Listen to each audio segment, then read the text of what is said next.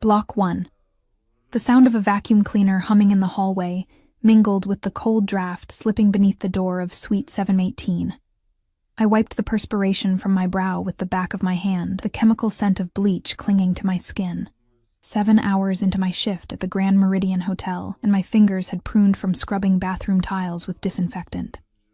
"Housekeeping," I called out, knocking on the adjacent suite. No answer. I inserted my master key and pushed the heavy door open, immediately struck by the contrast between this room and the others I'd cleaned today. The curtains were drawn, creating a twilight atmosphere despite the afternoon sun outside. A crystal decanter of amber liquid sat on a side table beside a half-empty glass. The king-sized bed remained untouched, but a cashmere throw was carelessly draped over the leather armchair. Someone had been here, but hadn't slept. I moved quietly through the room, gathering discarded towels and replacing them with fresh ones. The scent here was different, expensive cologne with notes of leather and wood. Nothing like the generic hotel soap other guests used. My gaze caught on a briefcase in the corner. Its leather so fine it almost glowed in the dim light. This suite cost more per night than I made in 2 weeks. My phone vibrated in my uniform pocket. My sister Masha's name flashed across the screen. I hesitated. We weren't supposed to take personal calls during shifts, but Masha was taking care of my daughter Katya while I worked the double shift. I answered quickly, turning toward the window. "Da, что случилось?" I whispered in Russian, asking what happened. "Katya's fever is back," Masha replied in our native tongue. 103. Should I give her the medicine from yesterday, or take her to urgent care? My heart clenched. The pink bottle in the bathroom cabinet, 2 teaspoons. If it doesn't go down in an hour, call Dr. Petrov. I gave her the number, still speaking Russian, the language feeling like a small connection to home as my words tumbled out faster with worry. That's when I heard it. The soft click of the hotel room door closing. I spun around, nearly dropping my phone. A man stood in the entryway, his silhouette backlit by the hallway light. Tall, broad-shouldered, immaculately dressed in a charcoal suit that had clearly been tailored to fit his powerful frame. His dark hair was swept back from his face, revealing features that might have been sculpted, high cheekbones, a strong jaw dusted with the perfect amount of stubble, and eyes so dark they seemed to absorb light rather than reflect it. Behind him stood another man, wider and taller, with a blank expression and a slight bulge beneath his jacket that I immediately recognized as a concealed weapon. "I'll call back," I whispered to Masha, ending the call. "I apologize, sir," I said, switching to English, my accent thickening with nervousness. I was just finishing up. The man didn't move from the doorway. Instead, he studied me with an unnerving stillness. Not a leer. I'd experienced plenty of those from hotel guests, but an assessment, as if cataloging every detail about me. "You speak Russian," he said. Not a question, a statement. His voice was deep, tinged with an accent I couldn't quite place. European, but not Russian like mine. "Yes, sir. I'm almost done here." I gathered my cleaning supplies, trying to hide how badly my hands were shaking. "What's your name?" he asked, finally stepping into the room. The bodyguard remained at the door, eyes forward, as still as a statue.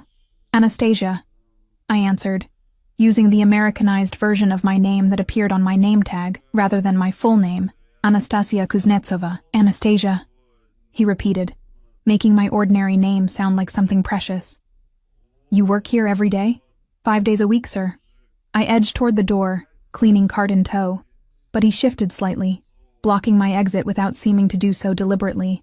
My pulse quickened as I realized how easily he controlled the space, how completely he dominated the room without raising his voice or making any overtly threatening gestures. "You have family here in the city?" His questions felt casual, but his eyes remained focused, intent. "Just my daughter and sister," I replied, then immediately regretted offering even that small piece of information. Something about this man made me want to disappear, to become as invisible as housekeepers were supposed to be. He nodded slightly, then reached into his jacket pocket. I tensed, but he withdrew only a money clip, peeling off several $100 bills. "For your discretion," he said, extending them toward me. "I value my privacy." I hesitated. The money represented nearly a week's salary, and Katya needed medicine, new shoes, so many things. But something about this interaction felt dangerous, like taking the money would create a connection I couldn't sever. Before I could decide, the door swung open again. Another man entered, younger, sharply dressed in an Italian suit, with a phone pressed to his ear. He stopped abruptly when he saw me. "Dimitri," the first man acknowledged without looking away from me. "We'll continue in a moment." The newcomer's eyes flicked between us, then narrowed slightly. He spoke rapidly into the phone in Italian, then ended the call. "Adrian, we have a situation at the docks. Costello's men are making trouble." Adrian. So that was his name. It didn't sound Russian, but something in the way he carried himself reminded me of the powerful men from my homeland, men who operated in shadows, whose names were whispered rather than spoken aloud. "Handle it," Adrian replied, his eyes still fixed on me. "They're asking for you specifically," Dimitri insisted, saying they'll only deal with the boss. A muscle in Adrian's jaw tightened. After a moment, he tucked the money into the pocket of my uniform, his fingers brushing against the fabric covering my collarbone. The touch, though brief, sent an electric current through my body. "For your daughter," he said quietly. His eyes held mine for one more long moment before he turned away. "Make sure Suite 718 is added to her regular cleaning schedule," he instructed Dimitri as they walked out, "and find out more about our Russian maid." The door closed behind them, and I released a breath I hadn't realized I was holding. My fingers trembled as I reached for the money in my pocket, half convinced it had been a hallucination. But the crisp bills were real, as was the business card tucked between them. Black matte cardstock, with only a phone number embossed in silver.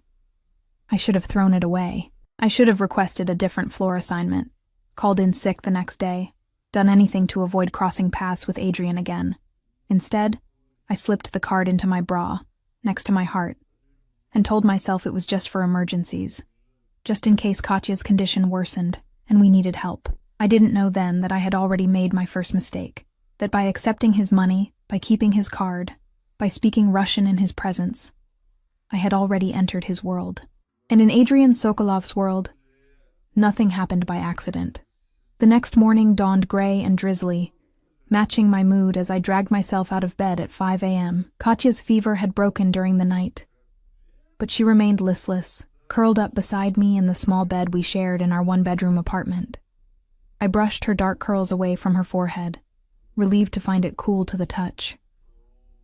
"Mama has to go to work," I whispered, kissing her cheek. "Be good for Auntie Masha." Her eyes fluttered open, dark lashes framing eyes identical to mine. "Can I have pancakes?" she mumbled sleepily.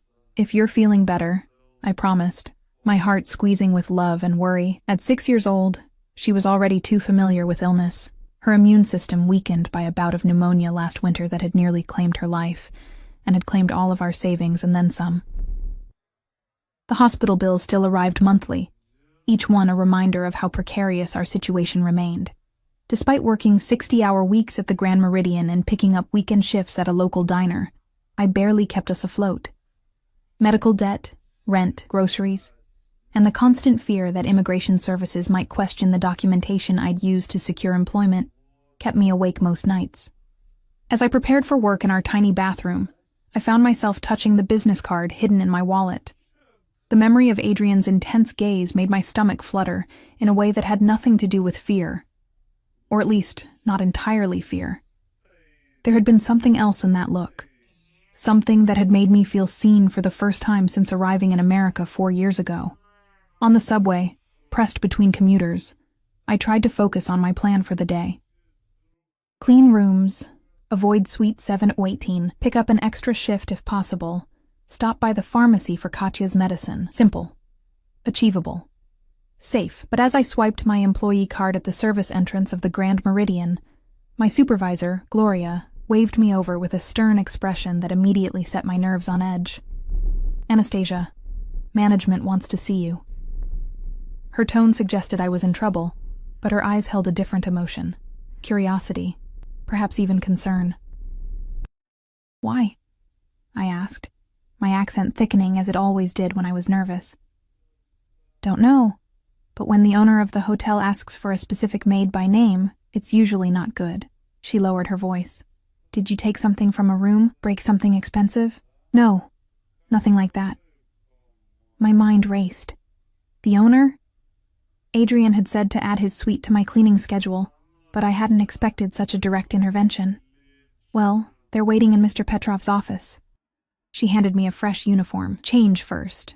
You look like you slept in that one. 10 minutes later, heart hammering against my ribs, I knocked on the hotel manager's door. The plaque read, Viktor Petrov, General Manager, a fellow Russian, though he'd never acknowledged our shared heritage beyond a raised eyebrow at my paperwork when I was hired. Enter, called a voice from within. I stepped inside to find Viktor seated behind his massive desk, his usual look of detached superiority replaced by something approaching deference. Because standing by the window, gazing out at the Manhattan skyline, was Adrian. Today, he wore a deep blue suit that made his shoulders appear even broader. When he turned to look at me, I noticed his eyes weren't black as I'd first thought, but a midnight blue so dark it bordered on obsidian. They warmed slightly as they landed on me. Ah, Anastasia, Viktor said, gesturing for me to sit in the chair opposite his desk. Mr. Sokolov has specifically requested your services. I remained standing, my hands clasped in front of me to hide their trembling. My services? I repeated, glancing between Viktor and Adrian. Mr. Sokolov owns the Meridian Hotel Group, Viktor explained, his tone deferential in a way I'd never heard before. He's requested that you be reassigned as dedicated staff for the penthouse suite. The penthouse. Not just Suite 718, but the crown jewel of the Grand Meridian, occupying the entire top floor with its own private elevator and security. I'd only glimpsed it once during training, marveling at the panoramic views and furnishings that cost more than I would earn in a decade. I don't understand, I said, looking directly at Adrian for the first time since entering the room. I'm just a regular housekeeper. Adrian moved away from the window, each step deliberate. I prefer consistency in my staff, he said, his voice carrying the same quiet authority as yesterday. And I have specific requirements for maintaining my residence. Residence, not suite or room. The realization hit me that Adrian Sokolov didn't just own the hotel. He lived here. The position includes a significant pay increase, Viktor added, sliding a document across the desk. Double your current salary, plus benefits. I stared at the paper without touching it. Double my salary would mean proper medical care for Katya, perhaps even moving to a safer neighborhood. It could change everything. But instinct told me this offer came with invisible strings. I need an answer today, Adrian said, not unkindly. I'll be traveling to Europe tomorrow and require staff arrangements to be finalized. May I ask what the position entails exactly? I managed, proud that my voice remained steady. Adrian nodded to Viktor, who stood and excused himself, closing the door behind him with a soft click. The moment we were alone, the atmosphere shifted, becoming charged with an intensity that made the hair on my arms stand up. The position is straightforward, Adrian said, leaning against the desk, close enough that I could smell his cologne, sandalwood and something darker, more primal. You'll maintain the penthouse, manage household supplies, and ensure privacy is strictly maintained. And my schedule? I asked, thinking of Katya. 6 to 2, Monday through Friday. No weekends, no holidays. His gaze was unwavering. I understand you have a daughter to consider. The mention of Katya sent a chill down my spine. How do you know about my daughter? A slight smile curved his lips. I make it my business to know everything about people who work closely with me, including listening to their phone calls. I dared, remembering how he'd appeared just after my conversation with Masha. Instead of anger, his smile deepened, revealing a dimple in his right cheek that transformed his severe features into something almost approachable. Including that, yes, I should have been outraged at the invasion of privacy. Instead, I felt a perverse appreciation for his honesty. Why me? I asked, the question that had been burning since I'd been summoned. Adrian pushed away from the desk and closed the distance between us. He stopped close enough that I had to tilt my head back to maintain eye contact, yet not so close that it felt threatening. You speak Russian, he said simply. I have many Russian associates. Having staff who understand the language is convenient. There was more to it than that, I was certain. but I didn't press. The salary figure on the contract caught my eye again. It would solve so many problems. "If I accept," I said carefully, "I would need assurance that the work is legitimate." Adrian's expression hardened for a fraction of a second before he chuckled, the sound low and rich. "You're asking if I'm involving you in something illegal." I nodded, not trusting myself to speak. "The position is exactly as described. Housekeeping. Nothing more." He paused, studying me. "Though I appreciate your caution, Anastasia Kuznetsova." The use of my full name, my real name, sent a jolt of panic through me. It wasn't on my employment paperwork. It wasn't on anything official in America. "How did you—" "As I said, I make it my business to know." He returned to the desk, picked up an expensive-looking fountain pen, and offered it to me.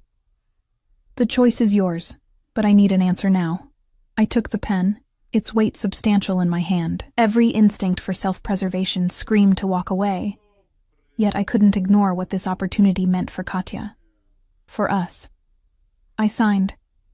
Adrian took the pen from my fingers, his own brushing against mine in a touch that felt deliberate. "Welcome to my employ, Anastasia." He pressed a keycard into my palm.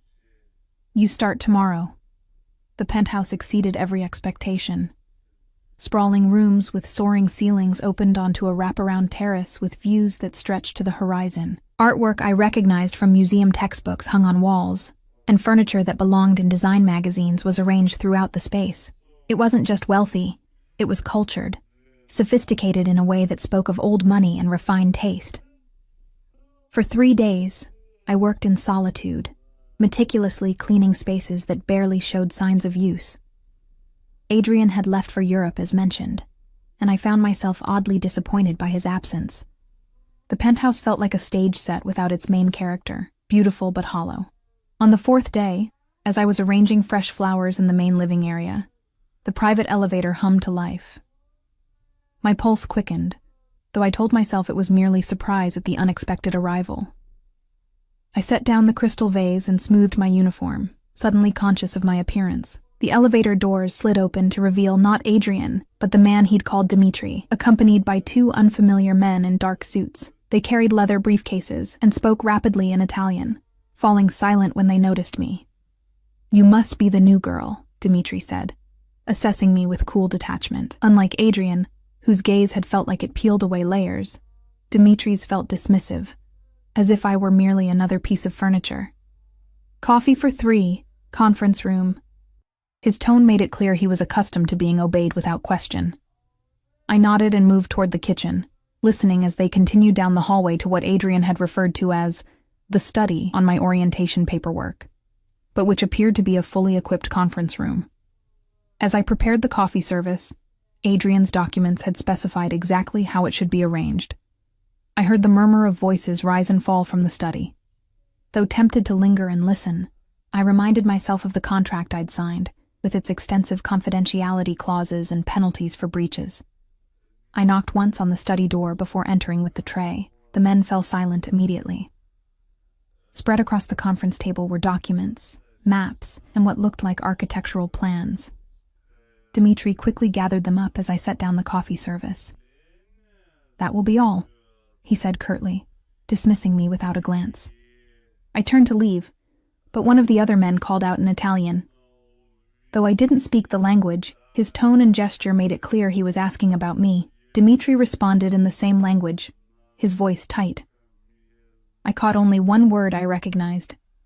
Sokolovs. The man raised an eyebrow, looking at me with renewed interest. He said something else, this time with a smirk, and the third man laughed. Though I couldn't understand the words, I recognized the sentiment. I'd heard similar insinuations from hotel guests over the years. Dmitri's response was sharp, silencing them both. He glanced at me, irritation clear on his face. "You're dismissed." I left quickly, cheeks burning with a mixture of embarrassment and anger. Whatever they assumed about my relationship with Adrian was not only incorrect but demeaning. I was a housekeeper, nothing more. The fact that my heart had raced at the thought of his return was irrelevant. A foolish reaction to a powerful man who had shown me a modicum of respect. I threw myself into cleaning the guest bathrooms with unnecessary vigor, scrubbing at non-existent stains as I tried to purge the humiliation from my system. So focused was I on my task that I didn't hear the elevator arrive again, didn't notice another presence in the penthouse until a shadow fell across the marble floor. "You're going to wear away the finish," came a familiar deep voice. I jerked upright, nearly dropping the brush. Adrian stood in the doorway, his tall frame silhouetted against the hallway light. He'd removed his suit jacket and loosened his tie, giving him a slightly more approachable appearance, though no less imposing. "Mr. Sokolov," I gasped. "I didn't expect you back so soon, clearly." His lips quirked in what might have been amusement. "And I thought we'd established you would call me Adrian in private." We had established no such thing, but I didn't correct him. "I prepared the master suite as instructed," I said instead, gathering my cleaning supplies. "Fresh linens, the fret collection you specified." He nodded, watching me with that same intense focus I remembered. "You've been busy while I was away, just doing my job." He stepped into the bathroom, reducing the space between us to mere feet. "And how are you finding it? Your new position?" "It's different," I admitted. "Very quiet. Until Dmitri and his associates arrived?" His question was casual, but something in his tone suggested he was fishing for information. I stiffened. "I don't listen to private conversations, if that's what you're asking." Adrian studied me for a long moment, then smiled, a genuine smile that transformed his severe features and crinkled the corners of his eyes. "I wasn't accusing you, Anastasia.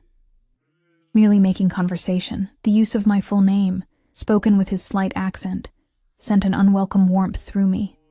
"I should finish up," I said, desperate to escape the confines of the bathroom and the unsettling effect of his presence. "One moment." He reached into his pocket and withdrew a small velvet box. "For your daughter. I understand she's been ill." I froze, staring at the box as if it might bite. "That's not necessary. It's a gift, not payment," he said, voice soft but insistent. "Take it." Against my better judgment, I accepted the box. Inside lay a delicate silver bracelet sized for a child's wrist, adorned with a small star charm. It was beautiful, tasteful, and undoubtedly expensive. "I can't accept this," I said, attempting to return it. Adrian closed my fingers around the box, his hand warm over mine. "You can, and you will." The words were firm but not unkind. "Consider it a welcome gift." Before I could respond, the door to the penthouse burst open, and a woman's voice rang out, high and agitated, speaking rapid-fire Russian. "Adrian! Taigidi!" "Where are you?" Adrian's expression hardened instantly, his jaw tightening as he released my hand. "Stay here," he instructed in a low voice, then strode out of the bathroom toward the commotion. I remained frozen for a moment, the gift box clutched in my hand. Curiosity overrode caution, and I peered around the doorframe to see a striking blonde woman pacing the living room. She wore a red designer dress that hugged her perfect figure, diamonds glittering at her ears and throat. Beautiful, yes, but her face was contorted with anger. "Veronica," Adrian said coldly, stopping several feet away from her. "What are you doing here?" "You missed our dinner," she snapped in accented English, switching from Russian.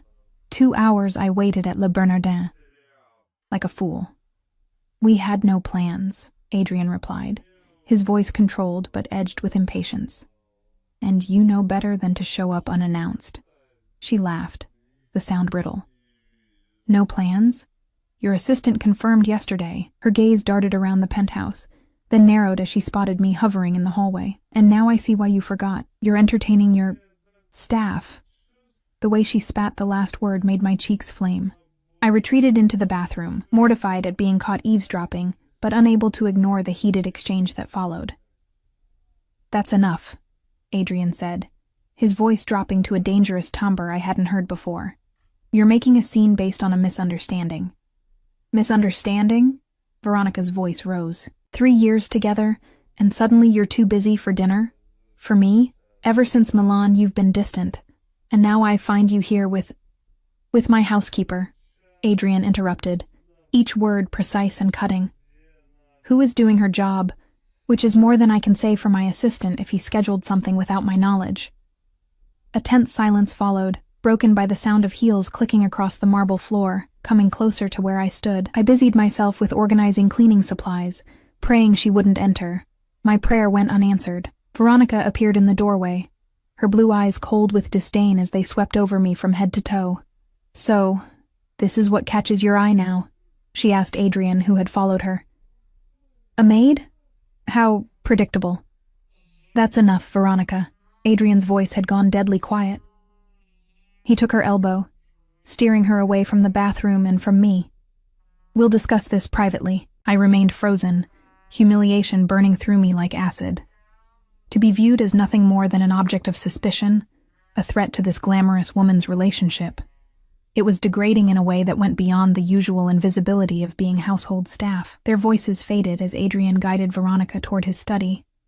I heard the door close firmly, followed by the muffled sound of their argument continuing behind it. I should have finished my cleaning and left immediately, but something kept me rooted in place. Pride, perhaps. I refused to scurry away like some guilty secret. I continued working, focusing intently on each task, trying to ignore the knot in my stomach. The velvet box with the bracelet remained in my pocket, suddenly feeling like evidence of something inappropriate rather than an innocent gift for a sick child. 20 minutes later, the study door opened. I kept my eyes fixed on the bathroom mirror I was polishing, refusing to look up even as I heard high heels approaching the main entrance, followed by the softer tread of Adrian's Italian leather shoes. "I'll call you tomorrow," he said to Veronica, his voice neutral now, all emotion carefully controlled. "Don't bother," she replied coldly. The elevator doors opened, then closed, and silence descended once more on the penthouse. I sensed rather than heard Adrian approaching the bathroom. He appeared in the doorway, his reflection joining mine in the mirror. His expression was unreadable, but a muscle twitched in his jaw. "I apologize for that scene," he said after a moment. I set down my cleaning cloth and turned to face him. "It's not my place to comment on your personal life, Mr. Sokolov." "Back to Mr. Sokolov, is it?" Something flickered in his eyes, amusement, perhaps, or frustration. "And yet you were drawn into my personal life rather dramatically just now." I said nothing, unsure how to respond. Adrian sighed, running a hand through his dark hair. The gesture seemed uncharacteristically human, at odds with his usual controlled demeanor. "Veronica and I have a complicated history. What she implied about you was inappropriate and unfounded. It doesn't matter," I said, though it did. "I should finish up and leave you to your evening." "Do you have plans?" he asked abruptly. The question caught me off guard. "Plans?" "After work, tonight." His gaze was intent, searching my face as if my after-hours activities were somehow of vital importance. I hesitated, then decided there was no harm in honesty. "I pick up my daughter from my sister's, make dinner, help with homework. Nothing special." He nodded, as if confirming something to himself. "And the bracelet, will you give it to her?" The velvet box seemed to burn in my pocket. "I shouldn't." "But you will," he said, not a question but a statement. "Because it will make her happy." I couldn't deny it. The thought of Katya's face lighting up at the sight of the delicate silver bracelet was already weakening my resolve to return the gift. "Why are you doing this?" I asked, the question escaping before I could stop it. Adrian's expression softened almost imperceptibly. "Does there need to be a reason for kindness?" In my experience, yes. The words came out more bitter than I intended, especially from powerful men. Instead of taking offense, he laughed, a genuine sound that transformed his face and made him look younger, almost approachable. "Fair enough. Let's say I have my reasons and leave it at that for now." Before I could press further, his phone rang. He glanced at the screen, and his expression hardened instantly. "I need to take this. We'll continue our conversation another time, Anastasia." He answered the call as he walked away, speaking rapid-fire Italian. I caught only the tension in his voice, the sudden shift from the almost relaxed man who had laughed moments before to the formidable figure who commanded respect with his mere presence. I gathered my cleaning supplies and prepared to leave, trying to ignore the confusion swirling inside me. This job was supposed to be straightforward. Clean the penthouse, maintain privacy, collect a better paycheck. Nothing in the contract mentioned navigating jealous girlfriends or accepting gifts or wondering about the true nature of Adrian Sokolov's interest in me. As I waited for the service elevator, I glanced back at the penthouse. Through the open door of the study, I could see Adrian standing at the window, phone pressed to his ear, his profile severe against the backdrop of the New York skyline, powerful, dangerous, compelling in a way I didn't want to examine too closely. The elevator arrived, and I stepped inside, telling myself that tomorrow would be simpler, that I would maintain professional boundaries and emotional distance, that I would remember who I was and who he was, and all the insurmountable differences those identities entailed. I was lying to myself, of course. But sometimes lies are necessary for survival. "Mama, look. It sparkles." Katya twirled in front of our small bathroom mirror, the silver bracelet glinting on her thin wrist. Her delight was infectious, her smile brighter than I'd seen in weeks. "It's beautiful on you, Solnishko." I kissed the top of her head, breathing in the clean scent of her freshly washed hair, my sunshine, my light. "But remember what I said. It's very special, so you must be careful with it." "I'll never take it off," she declared, with the absolutism of a 6-year-old. "Is it from a secret admirer?" I nearly choked on my tea. "Where did you learn that phrase?" "Auntie Masha was watching a show." Katya shrugged, still admiring the bracelet. "She said sometimes ladies get presents from secret admirers who love them."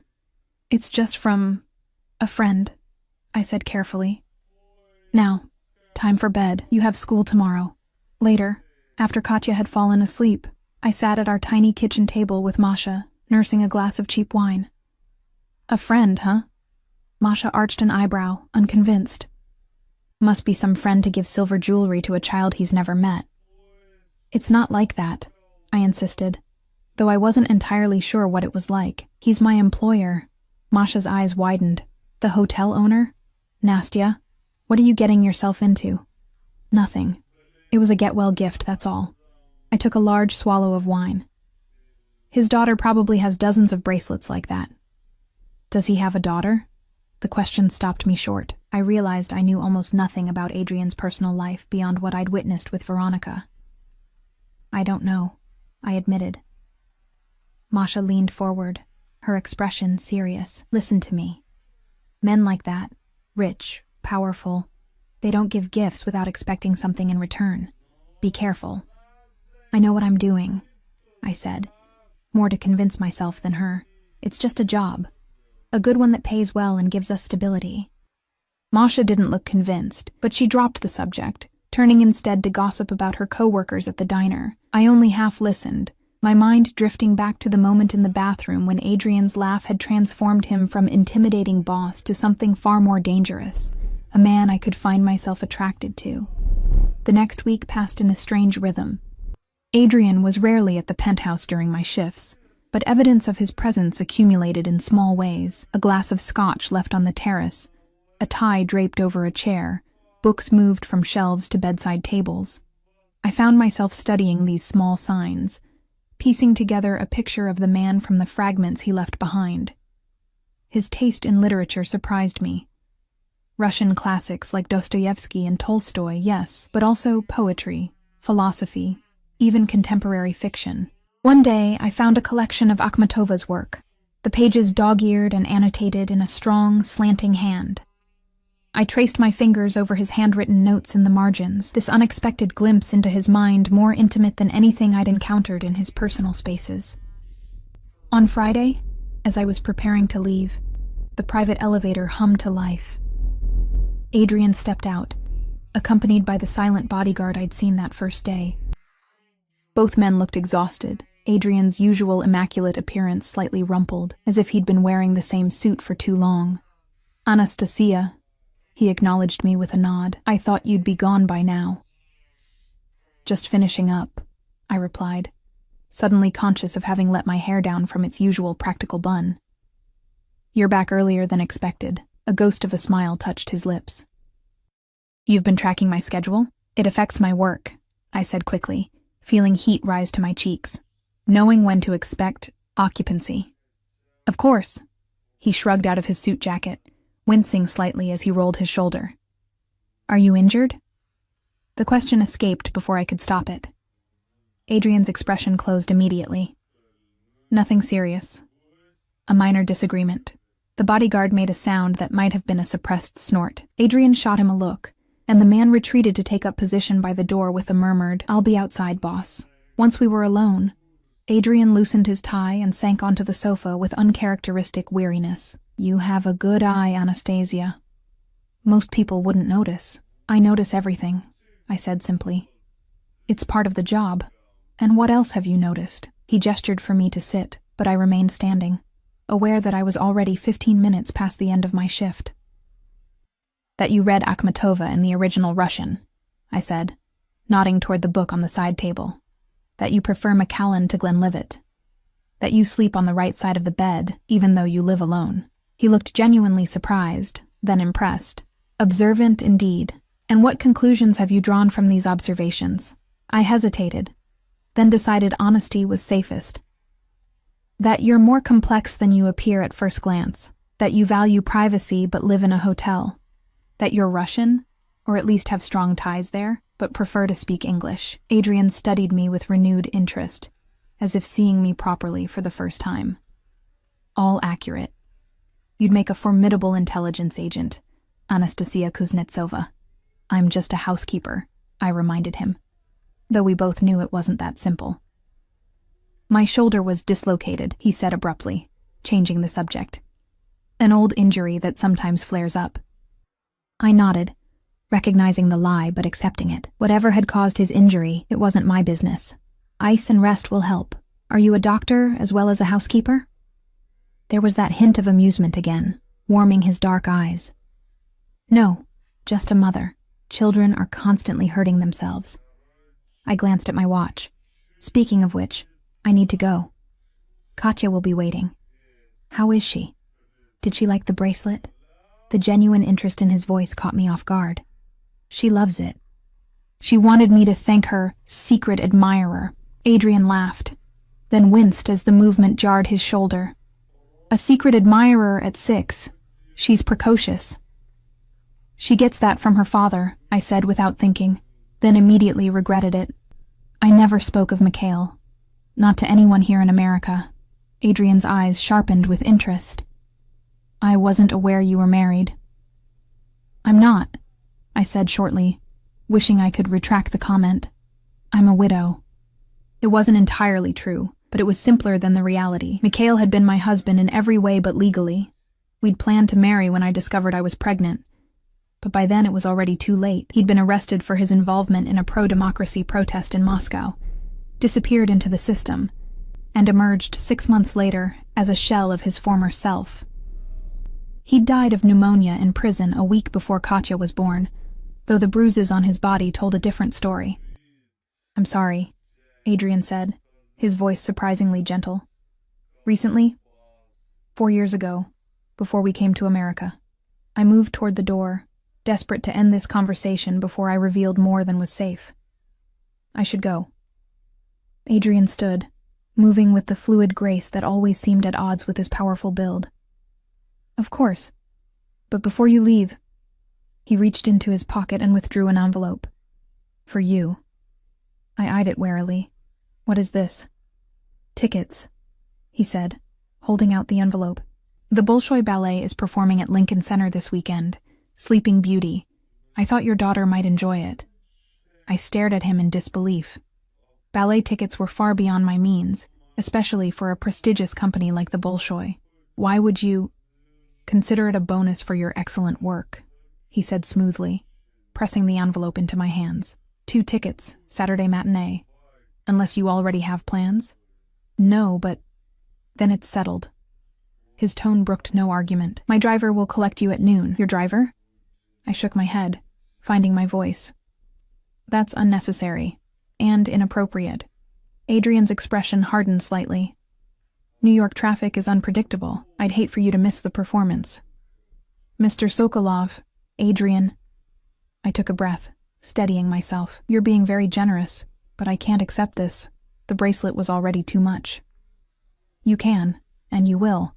The same words he'd used about the bracelet, delivered with the same quiet certainty. "Your daughter deserves beautiful experiences, doesn't she?"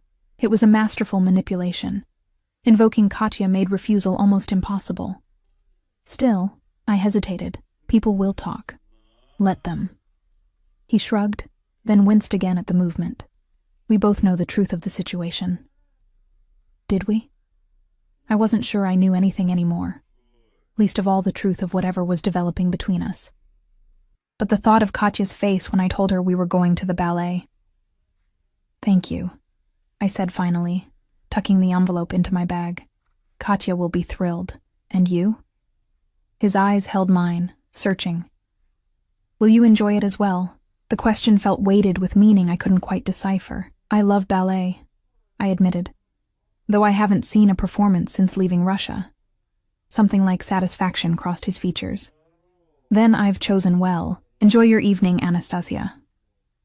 As I rode the service elevator down, clutching the envelope of tickets, I couldn't shake the feeling that I'd just agreed to something far more significant than a ballet performance, that with each gift accepted, each personal detail shared, I was being drawn deeper into Adrian's world, a world I still understood only in fragments and glimpses.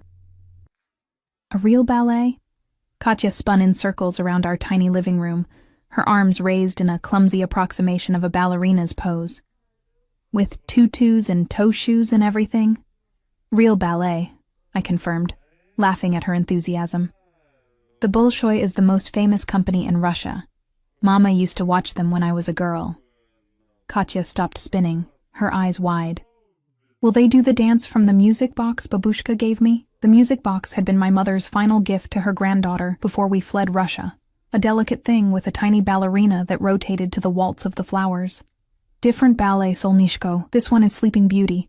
Like the princess? She resumed her spinning, nearly knocking over a lamp in her excitement. Do I get to wear a dress?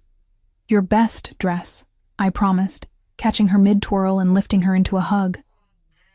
Her small body felt warm and solid against mine, her heart beating like a bird's. And we're going in a fancy car. Masha, who had been listening from the kitchen doorway, raised an eyebrow. A fancy car? Provided by your generous employer, I assume. I set Katya down. Go brush your teeth, little one. It's bedtime. Once Katya had scampered off to the bathroom, I turned to Masha.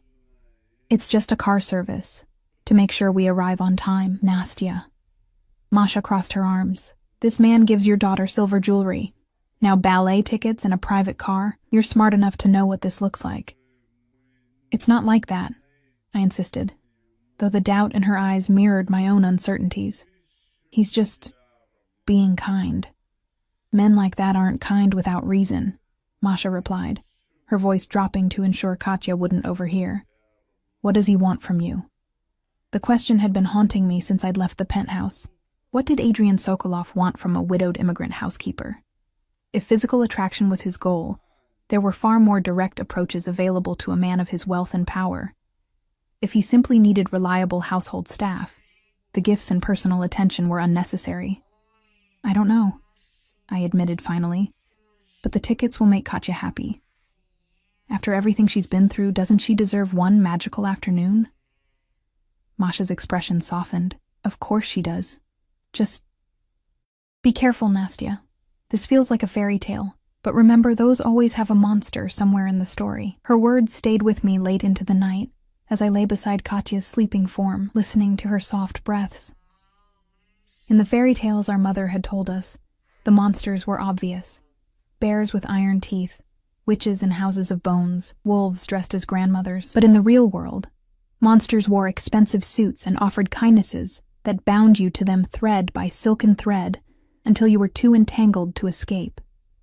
Yet as I drifted toward sleep, it wasn't fear that colored my thoughts of Saturday, but a treacherous anticipation. The car that arrived at our apartment building was not the discreet town car I had expected, but a gleaming black Rolls-Royce with tinted windows. The driver, a broad-shouldered man with the unmistakable bearing of security rather than chauffeur, held the door open as Katya and I approached. Ms. Kuznetsova, he greeted me with a slight nod. Mr. Sokolov sends his compliments. Katya clutched my hand, momentarily shy in the face of such luxury. She wore her best dress, blue velvet with a white collar, purchased second-hand but carefully mended and pressed for the occasion.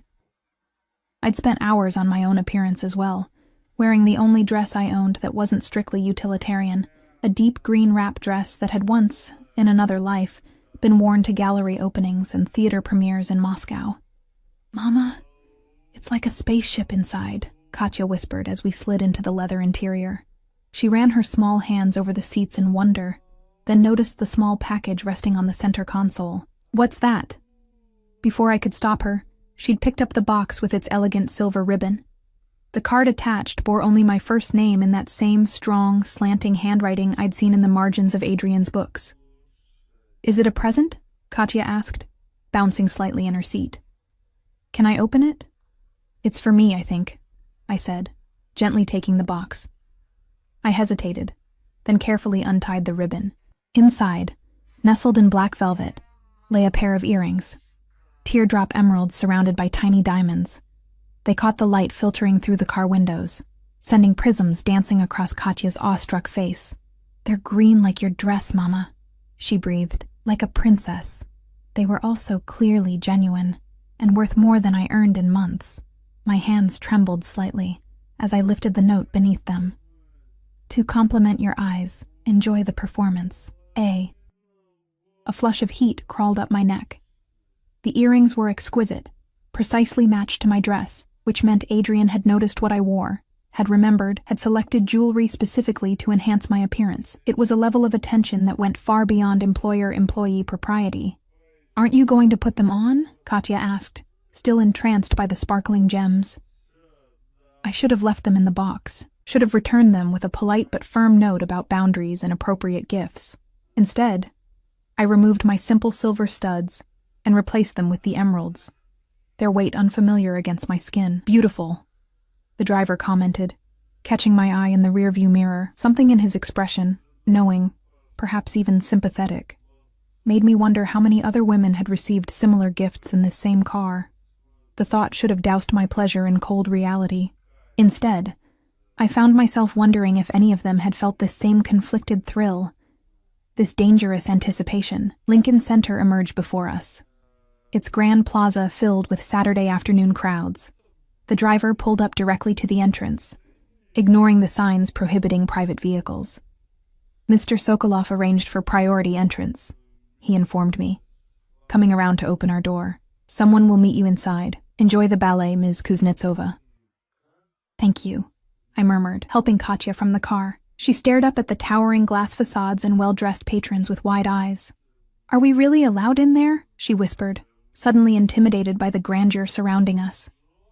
I knelt to her level, straightening the collar of her dress. "Of course we are, Solnishko. Today we belong anywhere we wish to be. If only I could make myself believe it." Inside, we were met by an elegant woman who introduced herself as the house manager. "Mr. Sokolov's guests?" she inquired, though it clearly wasn't a question. "Please follow me." She led us not to the orchestra seats I had expected, but to a private box overlooking the stage. Plush velvet chairs awaited, along with a small table bearing a bottle of champagne in an ice bucket, a glass of apple juice, and a plate of delicate pastries. "Wow," Katya breathed, immediately gravitating toward the sweets. "Are these all for us?" "Mr. Sokolov wished you to have the full experience," the manager said with a practiced smile. "Please enjoy. The performance begins in 20 minutes. When she'd gone, I helped Katya settle into her seat with a napkin to protect her dress from the pastry flakes. She swung her legs excitedly, pointing out the gilded decorations and crystal chandeliers with gasps of delight. I sat beside her, acutely aware of the emeralds at my ears, the luxury surrounding us, the stares from patrons in nearby boxes, who clearly wondered about the identity of the occupants in what was likely known as Adrian Sokolov's private box. The champagne remained untouched. I needed clarity today, not the false courage alcohol might provide. As the lights dimmed and the orchestra began the overture, I felt a presence behind us. Turning, I found Adrian standing in the entrance to our box, impeccably dressed in a charcoal suit that emphasized the breadth of his shoulders. He'd been watching us, watching me, with an expression I couldn't quite interpret. "I thought you weren't coming," I said softly, mindful of Katya's attention fixed on the stage. I had business nearby, he replied, moving to take the third seat in our box. I hope you don't mind the intrusion. Mind? The question seemed absurd, given that we were there entirely by his generosity. Of course not. It's your box. And yet I find I'm the one who feels like an intruder. His gaze moved to Katya, who remained oblivious to his arrival, entranced by the dancers now appearing on stage. She looks happy. She is. Thank you for this. I touched one of the earrings self-consciously. And for these. Though they're far too extravagant. They suit you, he said simply. I knew they would. Before I could respond, Katya finally noticed our companion. She turned, curiosity overcoming her shyness. Are you Mama's boss? She asked with the directness only children can manage. Adrian's lips curved into a genuine smile. I am. My name is Adrian. I am Katya. She studied him with undisguised interest. Did you give Mama the pretty earrings? And my bracelet? Katya, I admonished gently. That's not polite to ask. It's quite all right, Adrian assured me. To Katya, he nodded. Yes, I did. Do you like ballet? She nodded enthusiastically. It's magical. Like flying, but on your toes. A perfect description, he agreed, his expression softening in a way I hadn't witnessed before. I think you'll especially enjoy the bluebird variation in the third act. As the ballet progressed, I found my attention divided between the exquisite performance on stage and the equally compelling drama unfolding in our box. Katya had gradually abandoned her initial shyness, peppering Adrian with whispered questions during the interludes. To my surprise, he answered each one with patient detail, explaining the story and pointing out particularly difficult technical elements with the knowledge of a true aficionado. My mother was a dancer with the Mariinsky, he explained when I raised an eyebrow at his expertise. Before I was born. It was the first personal detail he'd volunteered about his family, and I found myself hungry for more. Did she teach you to appreciate ballet? A shadow crossed his face, in a manner of speaking. She died when I was 8. I'm sorry, I said, recognizing the familiar pain of early loss in his expression. He shrugged, the gesture dismissive yet somehow vulnerable. It was a long time ago. Katya, oblivious to the undercurrents of our conversation, tugged at Adrian's sleeve as the orchestra began the waltz from Act 1. This is like my music box, she exclaimed. The one from Babushka. Adrian leaned closer to hear her over the music. Is that so? Your grandmother gave you a music box? Before we left Russia, Katya nodded. It plays this song and has a little ballerina that spins. A treasured possession, then, he observed, glancing at me with a question in his eyes. I nodded slightly, one of the few things we brought with us. The conversation might have continued, but the appearance of the lilac fairy on stage recaptured Katya's attention. She fell silent, enraptured by the performance, unconsciously mimicking the fairy's arm movements from her seat. She has an eye for it, Adrian murmured, his breath warm against my ear. The precision, the timing. She's always loved dance, I replied, equally quiet. But lessons. I trailed off, unwilling to mention the financial impossibility. Adrian said nothing, but I felt the weight of his gaze. Thoughtful, calculating.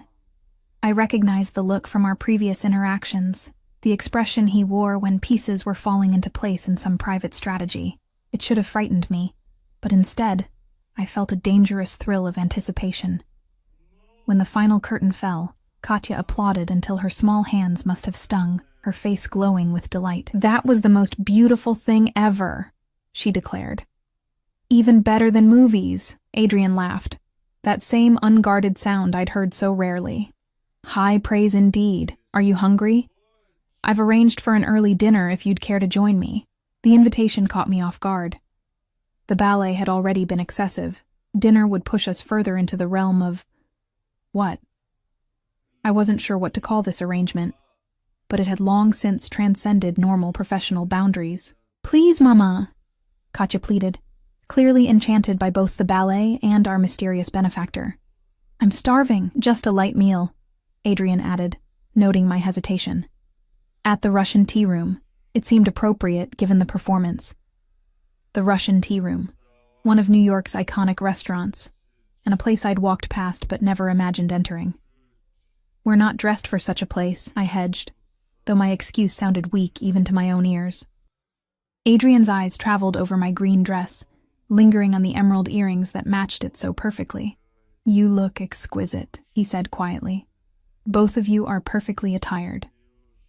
The compliment, delivered with such simple certainty, sent warmth flooding through me. "Then we accept. Thank you."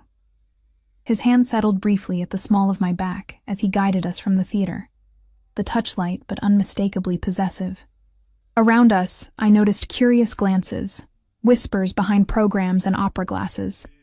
Adrian Sokolov was evidently well known in these circles, and his appearance with a woman and child was causing ripples of interest. Outside, the same Rolls-Royce waited at the curb. The driver opened the door without a word, and Adrian helped Katya into the back seat before offering me his hand. His fingers were warm and strong around mine, lingering a moment longer than necessary after I was seated. The Russian tea room was only blocks away, but in the cocoon of the luxury car, it felt as if we were traversing more than mere physical distance. Katya chattered excitedly about the ballet, while Adrian listened with unexpected patience. I remained quiet, watching the interaction with a mixture of pleasure and unease. They looked right together somehow, this powerful man and my bright-eyed daughter, connected by a shared appreciation of beauty and art that transcended their vastly different worlds. The restaurant interior was exactly as I remembered from the glimpses I'd caught through its windows: red leather banquettes, samovars gleaming on shelves, the famous bear-shaped aquarium.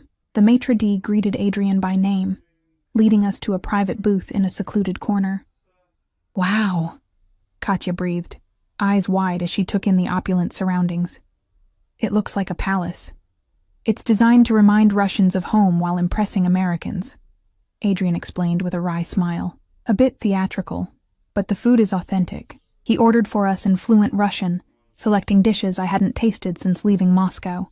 Proper borscht with sour cream, pelmeni with butter and dill, blini with caviar, though he requested sturgeon roe for Katya, correctly guessing that traditional caviar might be too salty for her palate. As we ate, I observed Adrian with new eyes. Here, surrounded by reminders of his heritage, he seemed more relaxed than I'd ever seen him.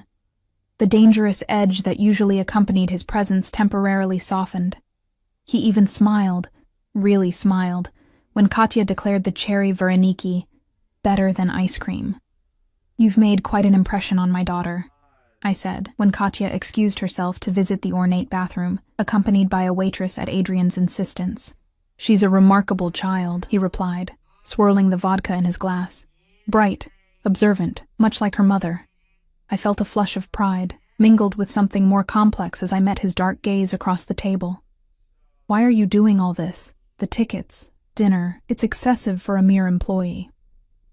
Adrian set down his glass, studying me with an intensity that made my pulse quicken. "Perhaps you've never been merely anything to me, Anastasia." The admission hung between us, weighted with implications I wasn't prepared to consider. "I don't understand what you want from me." "Don't you?" His expression grew serious. "I think you understand perfectly, but you're afraid to acknowledge it." Before I could respond, Katya returned, exclaiming over the golden faucets in the bathroom. The moment of tension dissolved as Adrian signaled for dessert to be brought, honey cake and tea served from a samovar, completing our Russian feast.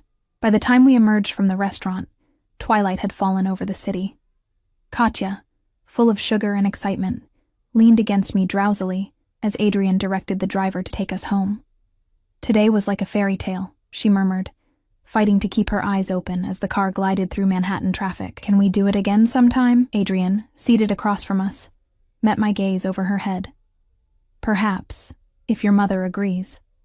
The question in his eyes was clear, and I found myself nodding slightly, unable to deny my daughter, or myself, the pleasure of his company, despite the warning bells that continued to sound in the back of my mind. Katya was fully asleep by the time we reached our apartment building, her head heavy against my shoulder. Adrian dismissed the driver with a quiet word, then insisted on carrying my exhausted daughter upstairs. "It's not necessary," I protested. "I can manage." "I'm sure you can," he replied. already lifting Katya's slight form in his arms. "You've managed everything on your own for years. Allow me this small courtesy." Too tired to argue, I led him up the 4 flights of stairs to our apartment, acutely conscious of how the modest surroundings would appear to someone accustomed to penthouses and private boxes. I unlocked the door with a whispered apology for the cramped space. Adrian said nothing as he carried Katya to the bedroom I indicated, laying her gently on the bed with unexpected tenderness. He stepped back as I removed her shoes and covered her with a blanket, brushing a kiss against her forehead. "Thank you," I said softly as we retreated to the tiny living area, "for everything today.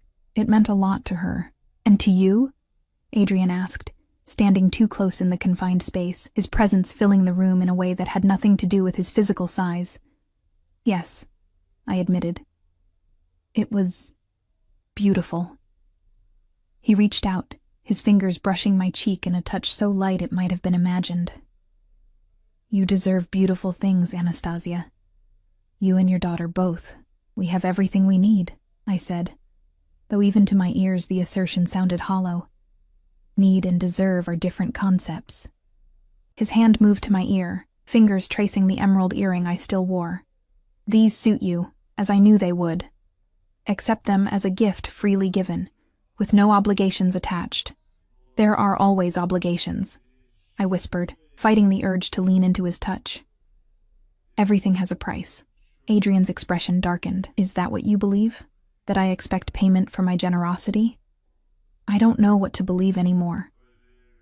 The admission cost me, but honesty seemed the only path forward. "I don't understand what's happening between us." "Then let me be clear." His voice dropped lower, intimate in the silence of the apartment. "I want you, Anastasia. Not as an employee, not as a conquest. As a woman who fascinates me, challenges me, sees me clearly despite all my attempts at concealment. The declaration should have shocked me, but some part of me had known this was coming since that first moment in Suite 718 when our eyes had met. "It's impossible," I said, though my body betrayed me, leaning closer to him. "You're... and I'm... 2 people who want each other," he finished for me. "The rest is circumstance, not substance." His hand slid to the nape of my neck, warm and sure. I should have pulled away, should have reminded him of Veronica, of professional boundaries, of all the reasons this was a catastrophic idea. Instead, I remained motionless as he lowered his head, his breath mingling with mine for a suspended moment before his lips touched mine. The kiss was gentle at first, a question rather than a demand. When I didn't resist, it deepened, becoming something hungry and insistent that awakened an answering need within me. My hands found their way to his chest, feeling the solid strength beneath expensive fabric, the rapid beat of his heart mirroring my own. When we finally broke apart, both breathing heavily, reality came crashing back. "This can't happen," I said, stepping back. "You have a girlfriend. I work for you. My daughter." "Veronica and I are finished," he interrupted. "Have been for weeks, despite her reluctance to accept it. As for your employment, that can be arranged differently if it concerns you." "And what about Katya?" I challenged. "What place does she have in this, whatever this is?" Adrian's expression softened as he glanced toward the bedroom where she slept. "I meant what I said. She's remarkable. I would never do anything to harm her or come between you." "You barely know us," I argued, though my resistance was weakening by the moment. "I know enough." His certainty was both frightening and alluring. The rest we discovered together. He reached for me again, and this time I didn't resist as he drew me against him, his arms encircling me in an embrace that felt, against all reason, like coming home. "Stay," I whispered against his chest, "just for a while."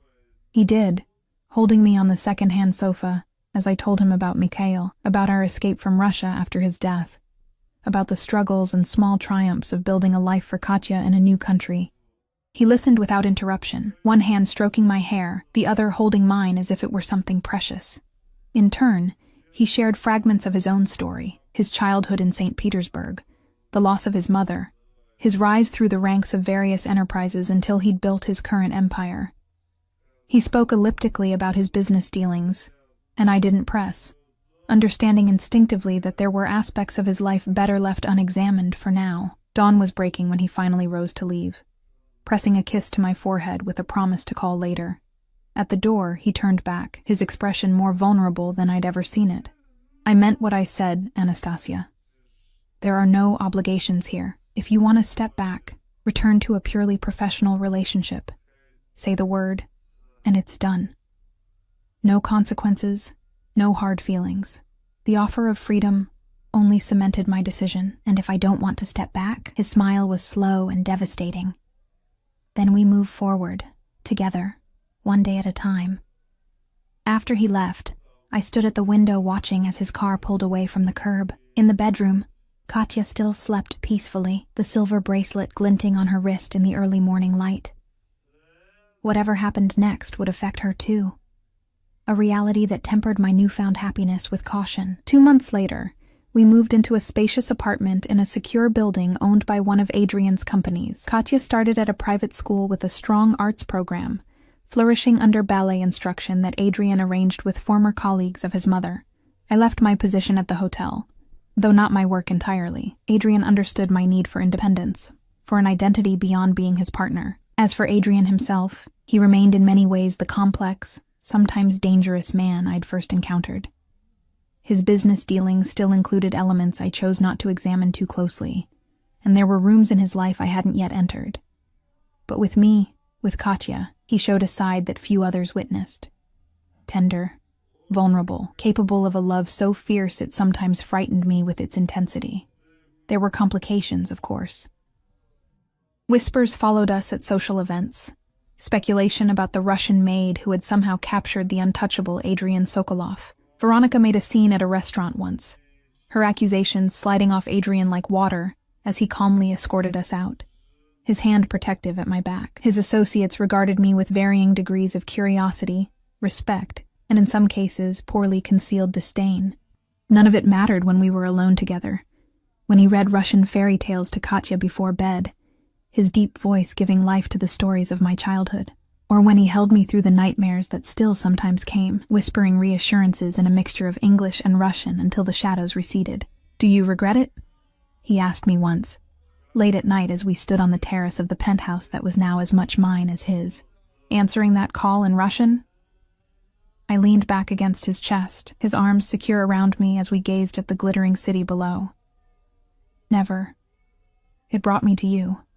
His lips brushed my temple, a gesture that had become as familiar as breathing. It brought us both home, and in that moment, with the weight of his emerald ring on my finger, and the future stretching bright before us, I knew he was right. After years of running, of surviving, of merely existing, I had finally found my place in the world, not as the invisible maid who answered a call in Russian, but as the woman who had captured a heart as complex and unyielding as my own. Some would call it a fairy tale, others, a calculated risk. I called it simply what it was. A love powerful enough to bridge worlds, to heal wounds, to create a family from the broken pieces of our separate lives. And for that, I would answer his call 1,000 times over.